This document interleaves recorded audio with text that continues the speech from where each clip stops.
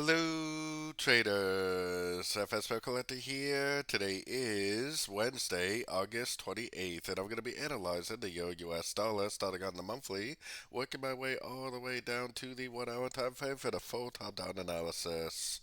So on the Euro-US dollar, I'm definitely still looking at this as an uptrend. I still think that it most likely is going to turn into an expanding flat wave C, which I think will have it taking out both of these previous highs. So let's take a look at it on the weekly time frame.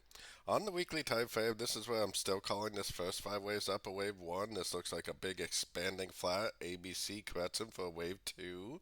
That would make this right here a wave 1. That would make this a WXY wave 2.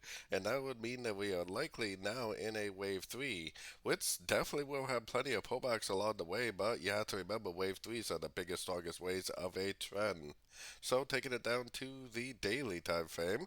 On the daily time frame, trend is definitely still up. We're going down a little bit right now, as you can see, but no breaker structure yet, no significant lower high, no reason yet at all to think that this trend is over.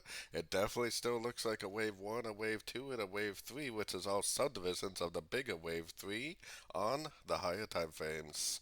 So taking it down to the 4 hour time frame. On the 4 hour time frame is where I got my Fibonacci retracement on this last move up right here. I am definitely looking at this as a possible ABC correction.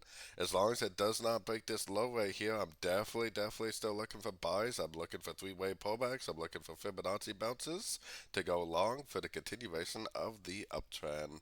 So taking it right down to the 1 hour time frame, definitely playing out as we planned. Nice impulsive move down, wave A. This is actually a very clear 1, 2, 3 waves up for wave B.